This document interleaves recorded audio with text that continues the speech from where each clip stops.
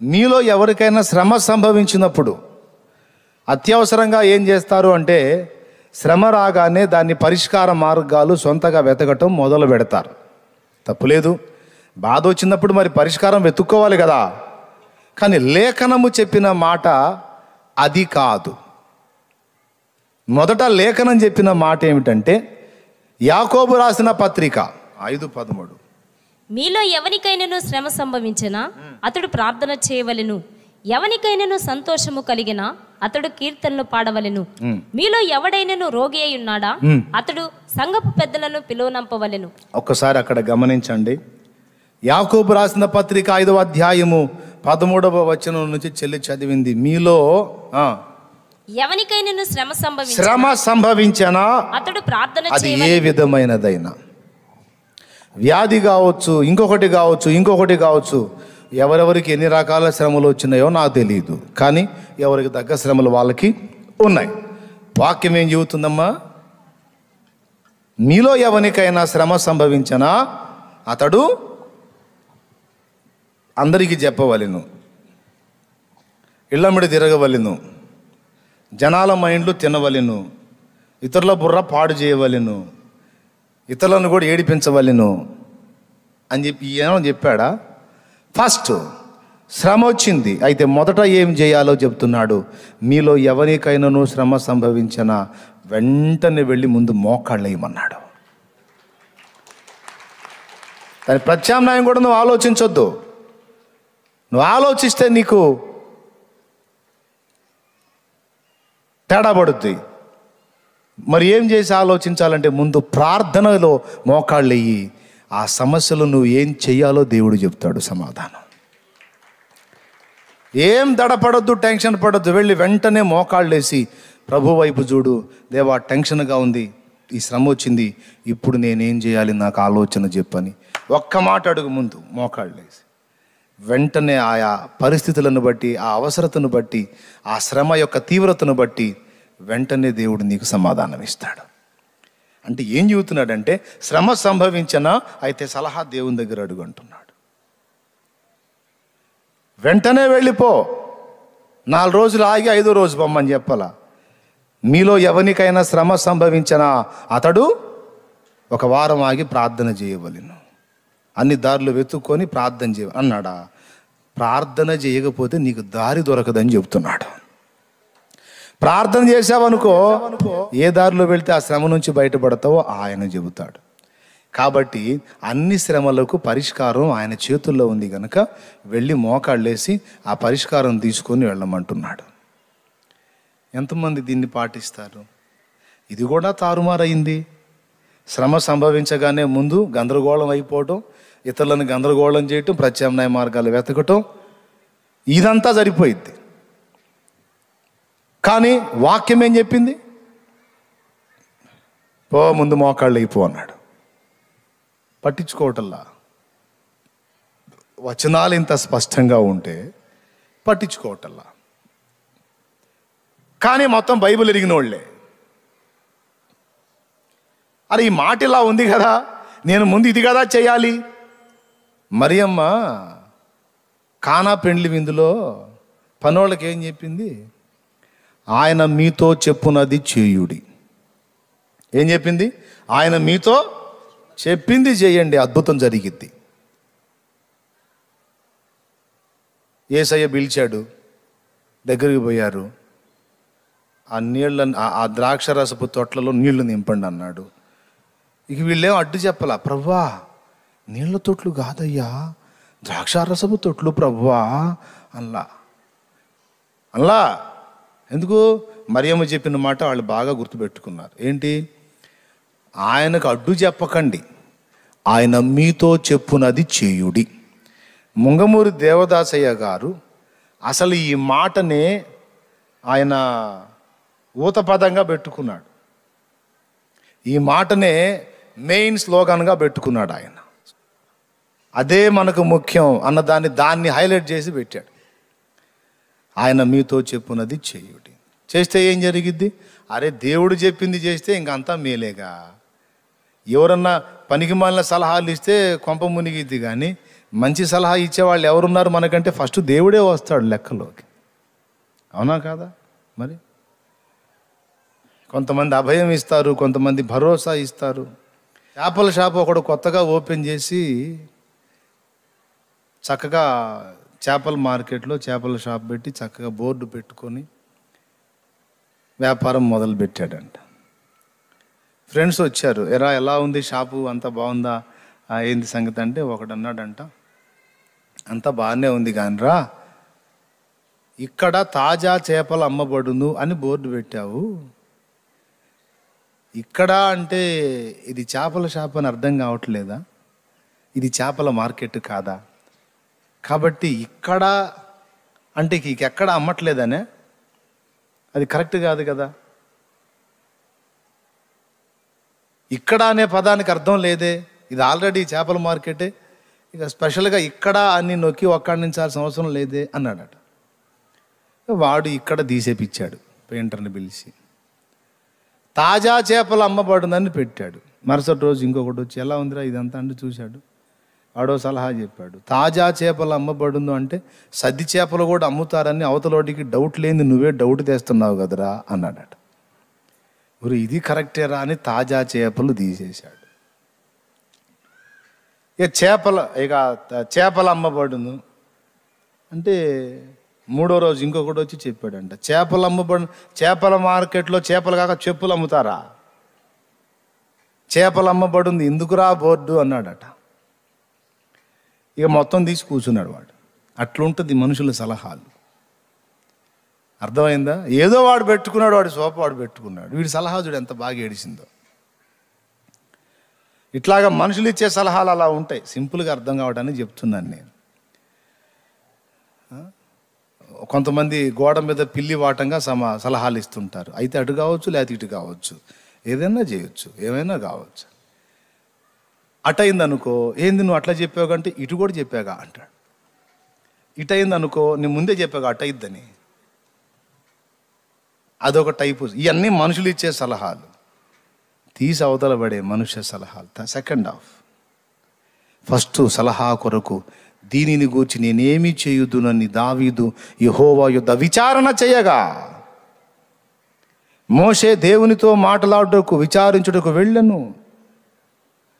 ఇందును గూర్చి నేనేమి చేయుదునో, దేవా నాకు ఆలోచన చెప్పుమని మోకాళ్ళు వేయవయ్యా అని వాక్యం చెబుతుంటే అదొక్కటి పక్కన పెట్టి అన్ని పరిగెత్తుతూ ఉంటారు.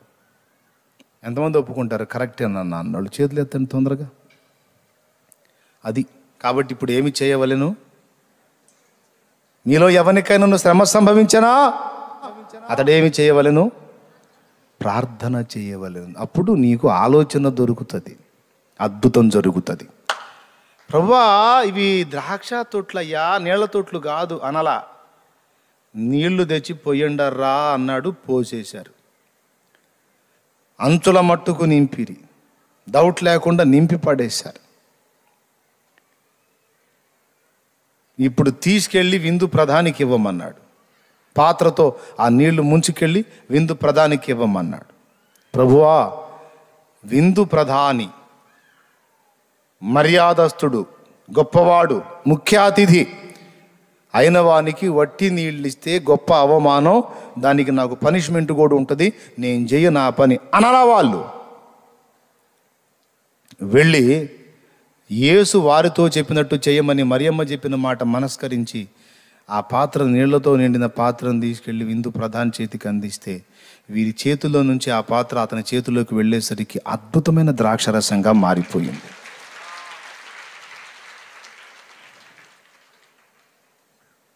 ఆ ద్రాక్షరసం దాగి, ఆ నీళ్లు ద్రాక్షరసంగా మారిన ద్రాక్షరసం దాగి అబ్బా అన్నాడు విందు ప్రధాని.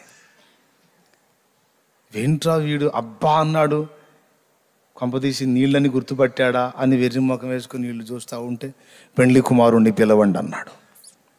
తిట్టడానికి పిలవమంటున్నాడా ఏంది అని వీళ్ళ డౌటు. ఎందుకంటే ముంచి తెచ్చిన వాళ్ళు వీళ్ళే కదా, అవి నీళ్ళే కదా. అది ఆడు విందు ప్రధాని పెళ్లి కుమారుని పిలుస్తున్నాడంటే అతని లైన్లోకి వస్తే అడుగుతున్నాడు. జనులు వచ్చినప్పుడు మొదట మంచి రసము పోసి జనులు మత్తుగా ఉన్నప్పుడు జబ్బు రసము పోయుదురు. నీవైతే ఇది వరకు అంటే ఇప్పటిదాకా కూడా నా కోసం ఏమయ్యా నన్ను ఇంత గౌరవిస్తున్నావు నువ్వు అనుకోలేదా, నేను నాకు ఇంత రెస్పెక్ట్ ఇచ్చావు, నువ్వు నా కోసం దాచిపెట్టినట్టున్నావు, ఇంత మంచి ద్రాక్షరసం నా కోసం దాచిపెట్టావు.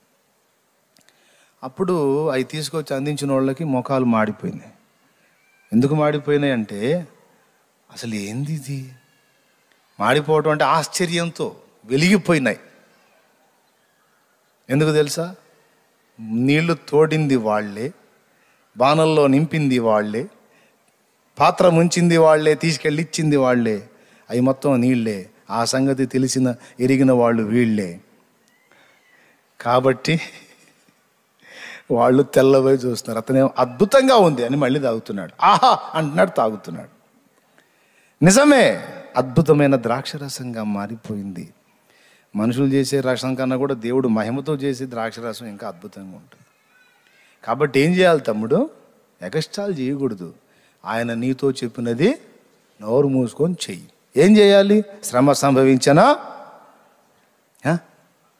అది సంతోషం కలిగనా ఆడవాళ్ళు అష్టాచెమ్మ ఆడవలెను, గవ్వలాట ఆడవలెను, సీరియళ్ళ దగ్గర కూర్చొని సీది వెయ్యవలెను అని చెప్పాడా? సంతోషము కలిగిన, ఏ బాధ లేకుండా హ్యాపీగా ఉన్నావా? యేసయ్య కీర్తనలో పాడు. సంతోషం కలిగితే ప్రభువుని మహింపరచు, కీర్తించు, గానము చేయి. సంతోషం కలిగిందా? ఈరోజు హ్యాపీగా ఉందా? ఫ్యామిలీని తీసుకొని మందిరానికి వెళ్ళిపో. అదేందన్నా చర్చి ఉండదు కదన్నా, ఎప్పుడు మనకు ఆనందం అవుతుంది అప్పుడు చర్చి ఉండదు కానీ చర్చి అడిగిపోయిద్ది. కాకపోతే నియామక కూటాలు ఉండవు. ఆదివారం, శుక్రవారం, బుధవారం, సెకండ్ సాటర్డే ఉండొచ్చు. చర్చి అడిగిపోయిద్ది, దేవుని సన్నిధి అడిగిపోయిద్ది, అక్కడే ఉంటుంది. కాబట్టి ఈరోజు హ్యాపీ, చలో మొత్తం పదండి, చర్చికి పదండి, బిర్యానీ ప్యాకెట్లు తీసుకొస్తున్నా పదండి, అవునా? మొత్తం చర్చిలో తినేద్దాం పండి హాయిగా హ్యాపీగా. ఎందుకంటే దేవుడు గొప్ప కార్యం చేశాడు, ఎంతో సంతోషంగా ఉంది. మనము సంతోషించి గంతులు వేద్దాం. ఎచ్చట? దేవుని సన్నిధిలో, దేవునికి మహిమ. ఓ రోజు ఓ పెళ్ళికి వెళ్తే ఇది యెహోవా ఏర్పాటు చేసిన దినము, దీని యందు మనము సంతోషించుదము. సంతోషించువాడు ఏం పాడమన్నాడు? కీర్తన పాడమన్నాడు. అవునా? పెళ్ళి జరుగుతుంటే సంతోషం, అందరికీ సంతోషం. అన్ని మోకాలు ట్యూబ్ లైట్ లాగా వెలిగిపోతున్నాయి, కళకళలాడిపోతున్నాయి. అందరూ సంతోషంగా ఉన్నారు. ఇప్పుడు ఏం పాడమన్నాడు? కీర్తన పాడమన్నాడు. అక్కడ వాళ్ళు డ్యాన్స్ పార్టీ పెట్టారు, ఏకంగా నాట్యమే ఆడుచుండిరి. అయితే స్త్రీ పురుషులు కలిసి ఆడుచుండిరి. పెళ్ళేమో క్రైస్తవ పెళ్ళి. ఎంత అద్భుతంగా నాట్యం ఆడుచుండిరి అంటే నాగస్వరం మ్యూజిక్ వేసుకొని మరి నాట్యం ఆడుచుండిరి. ఏం మ్యూజిక్? నాగస్వరం మ్యూజిక్ వేసుకొని మరి నాట్యం ఆడుచుండిరి. ఇదేనా ప్రభువు చెప్పినది? ఏమండి? భయంకరమైన డప్పు శబ్దములు కొట్టుచూ ఆడుచుండిరి మరి ఒక చోట, అది క్రైస్తవ వివాహమే. మరి ఒక చోట అచ్చంగా బూతు పదాలన్నీ కలిపిన పాటలు అద్భుతంగా ఆలపించుచు ఎగురుచుండిరి. ఇది గడంగడు సంతసముగానున్నది వారికి, నాకు కాదు, నాకు బహు హింసగానున్నది. ఇది ఏమి దరిద్రము, పొరపాటును వచ్చి తిని అర్జెంటుగా నేను ఇచ్చటి నుండి వెడలిపోవలేను అని అక్కడి నుండి మాయమైపోతిని. ప్రార్థన చేయటానికి అన్నేడి అంటే అడ్రస్ కూడా లేడు, అన్నలేదు, దున్నలేదు. నేనెందుకు వస్తాంట పనికిమాలోడు అనుకొని పరారు. దేవునికి స్తోత్రం కలిగి హల్లెలూయా. నువ్వు కూటాని రాపోయినా పర్వాలా. అరే, దేవుని కార్యం, దేవుని మాట ఏం చెప్తుంది, నువ్వేం చేస్తున్నావు అంటే, లేదో మా ఏరియాలో వాడు మామూలుగా చేయలే, అసలు వాడు ఆ పార్టీ పెడితే నేను ఈ పార్టీ పెట్టా. ఏం పార్టీ? నీ బొంద పార్టీ. అప్పుడేమో డ్యాన్స్ పార్టీ, అంతా అయిపోయినాకేమో మందు పార్టీ, ఇదంతా ఒట్టి సోది పార్టీ అనిపిస్తుంది నాకు. కాబట్టి నొప్పి తగిలిద్ది ఇప్పుడు ఈ మాటలకి. తగిలితే తగలనిచ్చుడి, ఏమి పర్వాలేదు, కానీ మారు మనసు పొందుడి. సంతోషంగా ఉంటే కీర్తన పాడమన్నాడు. ఏ కీర్తన? నీ సంతోషానికి కారకుడెవడో ఆయనను మహిమపరచు కీర్తన.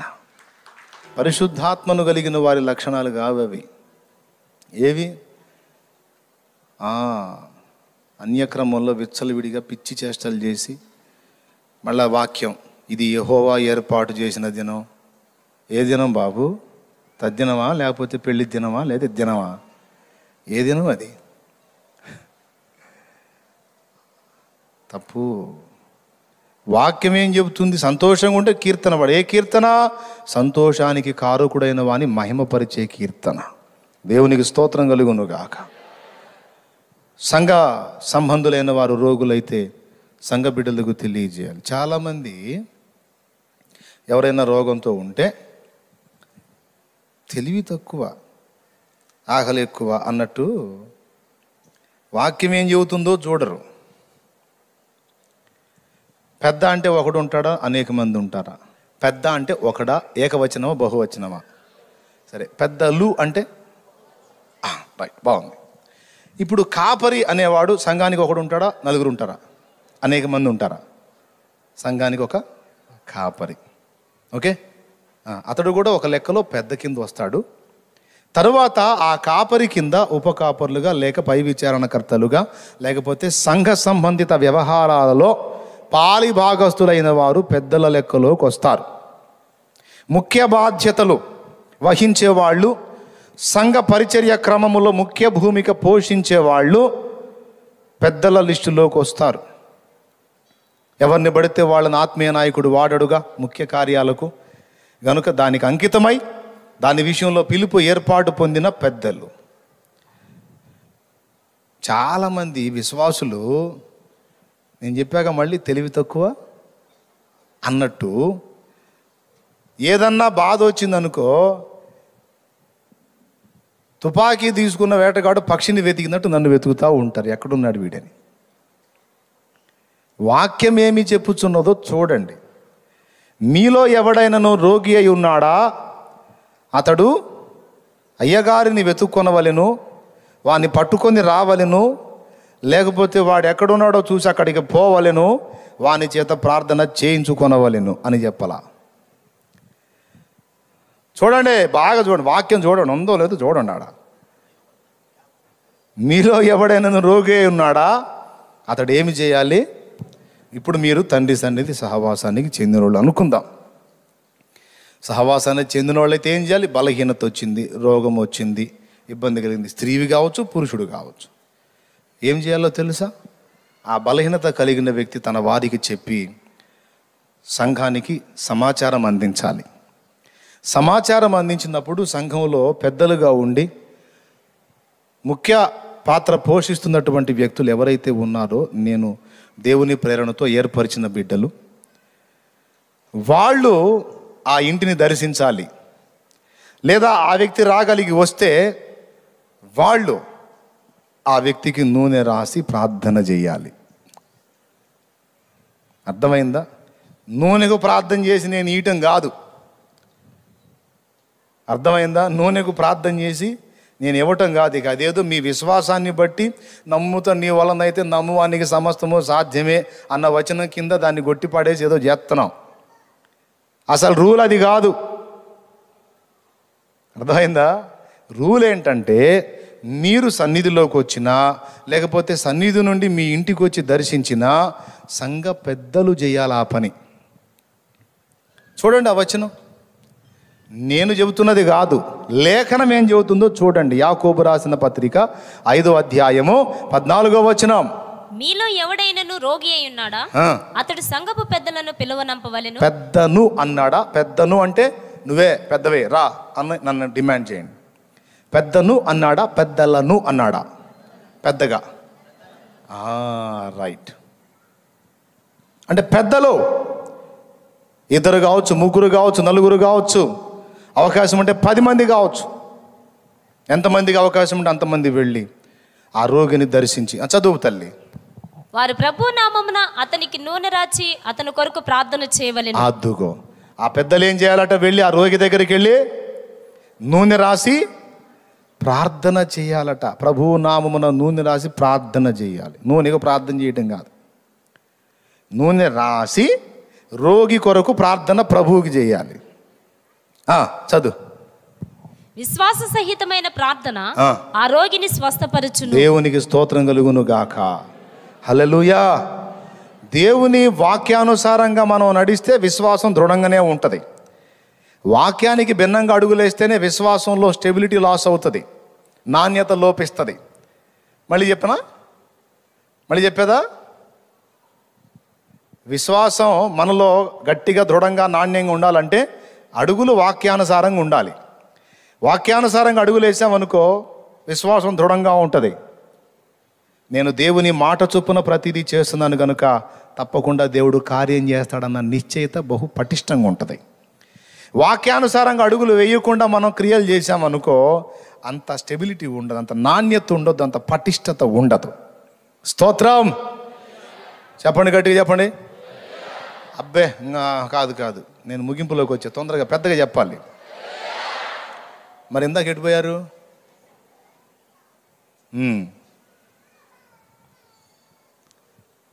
విశ్వాస సహితమైన ప్రార్థన రోగిని.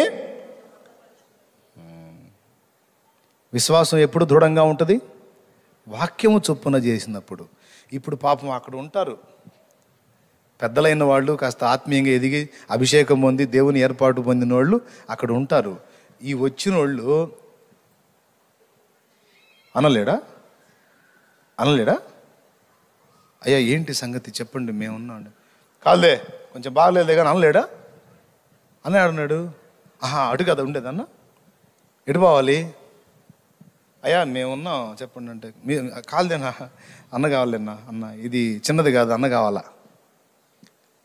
చిన్నది పెద్దది అని చెప్పారా? నీవు రోగివై ఉంటే వారేం చేయాలి?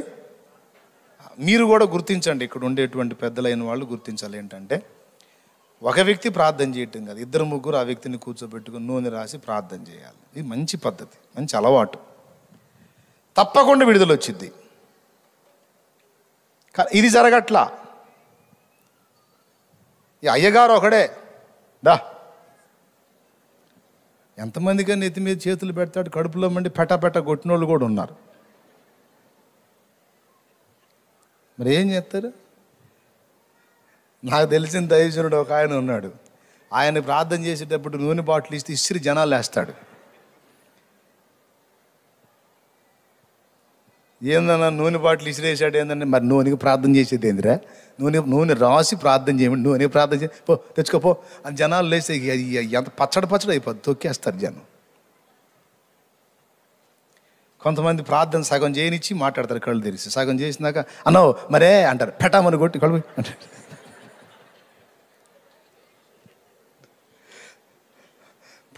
ప్రార్థన చేస్తుంటే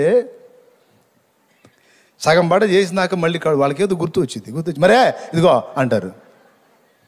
నేను ప్రార్థన చేస్తుంటే నువ్వు అని గట్టిగా డిప్ప మీద పెట్టమని ఒకటి కొడితే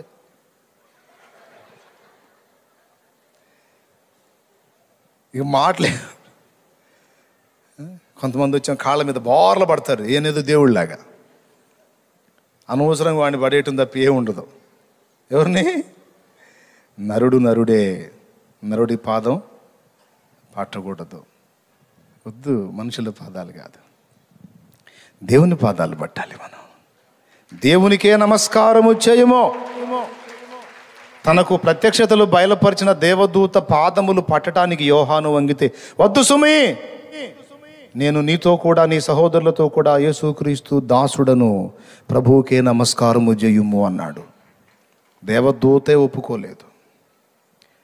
కొర్నేలు వచ్చి పేతురు ముందు సాగిల పడితే, లేనాయనా నేను నీ వంటి మనుష్యుడనే అన్నాడు.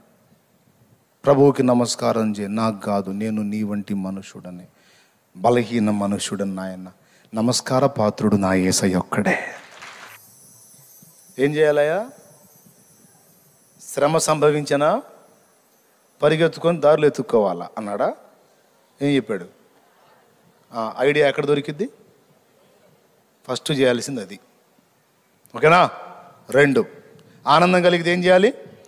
డ్యాన్స్ పార్టీ పెట్టి పొగేసుకొని జుట్టుపోలు పిలిచి ఎగరాలి. అదే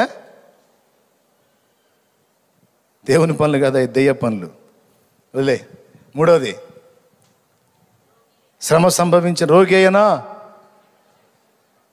పాస్టర్ని వెతికి వెతికి వేటాడాలి. కాపరి, సువార్థికుడు, బోధకుడు, దేవుడు ఆయనకి ఇచ్చిన కృపావరాలు ఏవో వాటిని బట్టి అతడు వాడబడుతూ ఉంటాడు. మేమైతే ప్రార్థించుటయందు ప్రకటించుటయందు ఎడతెగక యుందుము. అర్థమైందా? ప్రజలతో ఏం మాట్లాడాలో మేము ఆయన ముందుకు పోవాలి. ఆయన ఏం చెప్పాడో అవి తీసుకొచ్చి ప్రజల ముందుకు వెళ్ళాలి. మా పని ఇదే. అపోస్తల కార్యం 6వ అధ్యాయము. మరి ఆల్రెడీ సంఘంలో చేర్చబడ్డ వాళ్ళ సమస్యలు, వాళ్ళ భోజన పానాదులు, లేకపోతే వాళ్ళ రోగ సమస్యలు, వాటన్నిటికీ పరిష్కారం ఏంటంటే సంఘపు పెద్దల ఆ కార్యాలన్నీ చక్కదిద్దాలి. అది వాక్యం. చూడు, అపోస్తల కార్యం 6వ అధ్యాయం 3వ వచనం నుంచి అంట చూడు.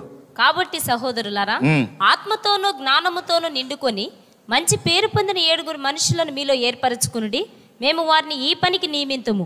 అయితే మేము ప్రార్థన యందును వాక్య పరిచర్య యందును ఎడతెగక యుందుమని చెప్పిరి. అది నాయకుల పనులు ముఖ్యమైనవి 2. ఒకటి, దేవుని శక్తి పొంది దేవుని వాక్కు పొందుకోవడానికి దేవునికి ప్రార్థన చేయుట. దేవుడు కృప చూపి వారికి ఇచ్చిన శక్తి, వారికి ఇచ్చిన వాక్కును తీసుకొని ప్రజల ముందుకెళ్ళి వారికి ప్రకటించుట. ఇది అవశ్యమైన ముఖ్యమైన 2 కార్యాలు. మరి మిగిలిన కార్యాలు అంటే సంఘములో నాయకత్వపు మెట్టులోనికి వచ్చి ఆధ్యాత్మిక ప్రగతి పొంది మంచి పేరు, చూడు, పరిశుద్ధాత్మతో నింపబడి విశ్వాసంతో నిండుకొని మంచి సాక్ష్యము కలిగినటువంటి 7 ఏర్పరచుకోండి. మరి ఒక సంఘంలో నిలబెట్టాలంటే మరి ఇప్పుడు ఈ అబ్బాయి నిలబెట్టాను, ఆ సాక్ష్యం చూసే కదా నిలబెడతాను. ఆయన నిలబెట్టాను, ఆ సాక్ష్యం చూసే కదా. ఆయన నిలబెట్టాను, అది చూసే కదా, చూడకుండా కాదు కదా. మరి అలాగా దేవుని చేత ఎంపిక చేయబడిన వారు, దేవుని ఏర్పాట్లో ఉన్నవారు, వారు చేసిన విజ్ఞాపనకు దేవుడు జవాబివ్వడా? అది చెప్తున్నాడు. మిగిలిన కార్యకలాపాలు, సంఘములో వ్యక్తుల్ని రిసీవ్ చేసుకోవటం, ఆకలిగొని అన్నా ఆకలిగా ఉందన్నా అంటే నేను భోజనం పంచిపెట్టగలనా? నేను వాక్య అన్వేషణలో ఉండాలి. నిజం చెప్తున్నానండి, నన్నే కాదు ప్రతి దైవజనుని మీరు ఇలాగ అర్థం చేసుకోవాలి. దైవ జనాంగం కూడా ఈ విషయంలో జాగ్రత్త కలిగి ఉండాలి. సంఘమంతా ఇది నేర్చుకోవాలి. కాపరిని ఒక్కడనే పట్టుకొని ఉతకటం కాదు, కాపరి చేయాల్సినవి కొన్ని ఉంటాయి. ఆ సంఘ పెద్దలు లేక సెకండ్ లీడర్స్ వాళ్ళు చేయాల్సిన పనులు కొన్ని ఉంటాయి. అన్ని పనులు మేము చేయడానికి కుదరదు అన్నారు అపోస్తలులు. మేమైతే వాక్యము ప్రకటించుటయందును ప్రార్థన చేయుటయందును ఎడా తెగక యుందుము. కొంచెం మానిటర్ లేపితే నేను ఎక్కువగా కేక వేసుకునే అవసరం ఉండదు. స్తోత్రం. ఎడతెగక ఉండాలి. ఎందులో? ఈ రెండిట్లో. మరి వీళ్ళు ఏం చేయాలి? ఆకలి కొని వచ్చిన వానికి ఆకలి తీర్చేదానికి సంఘంలో ఏర్పాటు చేయాలి. అది వీళ్ళని అడుగుతా, తమ్ముళ్ళని అడుగుతా నేను, ఆ వచ్చారు కదా వాళ్ళకి అన్నం పెట్టారా? వాళ్ళు ఏ ఊరు నుంచి వచ్చారో అడిగారా? వాళ్ళ సమస్య ఏంటో తెలుసుకున్నారా? అదంతా ఇక్కడ ఉండేవాళ్ళు జాగ్రత్తగా చేయాల్సిన పరిచర్య, బాధ్యత. వాళ్ళని వీళ్ళు రిక్వెస్ట్ చేయటం, వాళ్ళ సమస్యలు చెప్పటం, వాళ్ళ నలుగురు చేత ప్రార్థన చేయించుకోవటం విశ్వాసి చేయాల్సిన పని. కానీ ఏం జరుగుతుంది? తారుమారయ్యింది. ఏం మారైంది? తారుమార్ అయిపోయి నేను చేయాల్సిన పని వాళ్ళు, వాళ్ళు చేయాల్సిన పని నేను. అట్లా కరెక్ట్ కాదు. నేను మీకు విలువైన విషయాలు బోధించాలంటే దేవుని ముందు కూర్చోవాలి, అవునా? దేవుని దగ్గర పొందుకోవాలి, మీకు ఉపదేశించాలి. మీ సమస్యలకు ప్రార్థన ఎవరు చేయాలి? అందరు కలిసి ఒకసారి చెప్పండి, మీకు అందరికి వందనాలు చేసుకుంటాను ఒకసారి. ఎవరు చేయాలి మీకోసం? అతడు సంఘ పెద్దలను పిలిపింపవలెను. వారు వచ్చి నూనె రాసి ప్రార్థన. ప్రభువు నామమున ప్రార్థన చేయాలి. విశ్వాస సహితమైన ప్రార్థన రోగినే ఖచ్చితంగా స్వస్థత వచ్చింది. ఇప్పుడు చాలా ప్రార్థనలకు నేను చేస్తే జవాబులు రాకపోవటం నేనే కాదు, చాలామంది పాస్టర్లు మొత్తుకొని ఎగిరెగిరి టచ్చో, స్వస్థతో, ప్రభువా ముట్టో, బాగు చేయో అన్నా కూడా చాలా వాటికి జవాబులు ఎందుకు రావట్లేదు తెలుసా? ఒరే నేను ఇస్తా కానీ కొద్దిగా వాక్యం చూడండి రా, నేను ఏం చెప్పానో చూడండి రా, మీ పని మీరు చేయండి రా, ఎవరి పని వాళ్ళు చేయండి రా, ఎవరి సంగతులు వాళ్ళు చేయండి రా, నేను కార్యం చేస్తానని దేవుడు చెబుతున్నాడు. ఊరుకోవయా, ఆ సీజన్ వేరు ఈ సీజన్ వేరు, అంత మారిపోయింది ప్రభువా, నువ్వే కొంచెం మార్పు చెందాలి అంతే. మారిపోతున్న ప్రపంచాన్ని దృష్టిలో పెట్టుకొని మనం మారాలి ప్రభువా అని యేసయ్యకు రిటర్న్ క్లాసులు ఇచ్చే పరిస్థితికి వచ్చింది ఇప్పుడు. ఆయన ఏమంటాడు? మొరాయిస్తాడు, నేను మారనంటాడు. ఎట్లా ప్రభా మారకపోతే? మారాలి నాయన, నువ్వు ఎట్లా మారకపోతే ఎట్లా ప్రభా అంటే, మారనన్నా నేను. అట్లయితే మేమే మారుతాంలే ప్రభు అనాలి. దేవునికి స్తోత్రం కలుగును గాక. హల్లెలూయా. కూటమి అయిపోయినాక నా దగ్గరికి ఎవరైనా వచ్చారంటే మర్యాదగా ఉండదు. నలుగురు నిలబెడతా, మొత్తం కలిసి మీ నెత్తిని చేతులు పెట్టి ప్రార్థన చేస్తారు. నూనె దగ్గర పెట్టుకోండి, నూనె ఉయ్యండి, ప్రార్థన చేయండి. వాళ్ళకు రోగాలు బాగుపోతే అప్పుడు అడగండి. అట్ట కాకుండా వాళ్ళని పక్కన పెట్టి వాళ్ళు కాదులే అన్నయ్య, నువ్వు చెయ్యాలే అన్నయ్య, నా దగ్గరికి వచ్చారా, నేను ఎగిరి నెత్తి మీద బాది చేసినా ఇంకా రోగాలు పెరగటమే కానీ తగ్గదు. ఇది తగ్గాలా పెరగాలి, పోవాలా, సమస్యలు రావాలా, ఎగ్జామ్ రాసినట్టు ఉన్నారు పాస్ అవ్వాలా, అసలు ఫెయిల్ అయిపోవాలా, నాకెళ్ళి చూస్తే అంతే. ఇది జాగ్రత్త. వాక్య ప్రకారం చేయండి, మొత్తం జయం వచ్చేస్తుంది అంతే సునామంలో. హల్లెలూయా. క్రమములో నేర్చుకుందాం, క్రమములోకి వద్దాం. బుద్ధిహీనంగా పద్దాకల పిల్లకాయలాగా ప్రవర్తించొద్దు, మార్పు చెందాలి.